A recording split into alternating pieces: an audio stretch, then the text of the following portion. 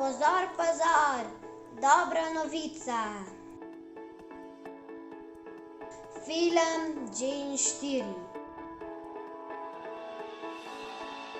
predstavlja besedo življenja, besedo, ki objema ves svet.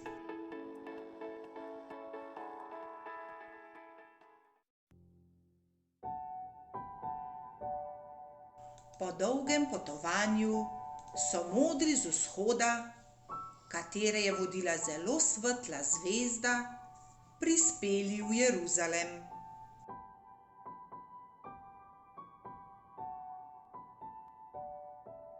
Šli so k kralju Herodu in mu rekli: Kje je judovski kralj?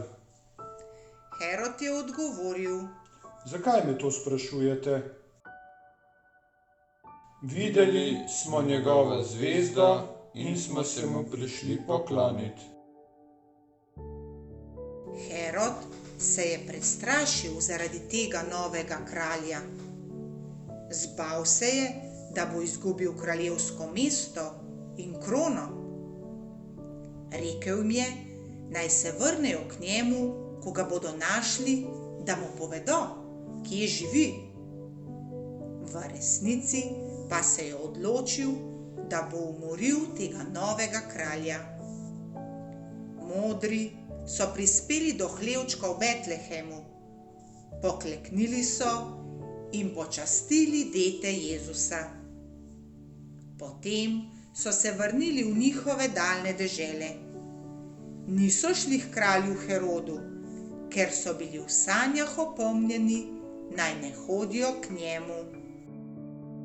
V Matejevem evangeliju preberemo, kaj so modri odgovorili Herodu. Videli smo, da je na vzhodu šla njegova zvezda in smo prišli sem, da bi se mu poklonili. To pomeni, prinesli smo mu darila, prišli smo se mu zahvaliti in želimo, da bi občutil našo ljubezen.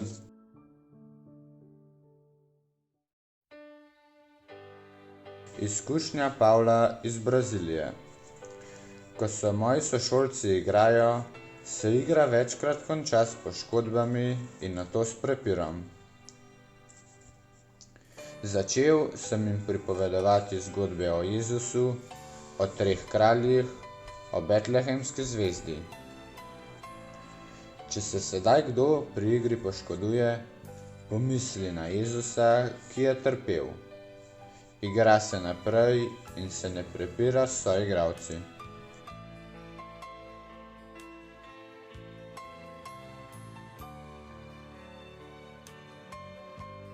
Tudi mi, kot modri z vzhoda, pojdimo skupaj k Jezusu.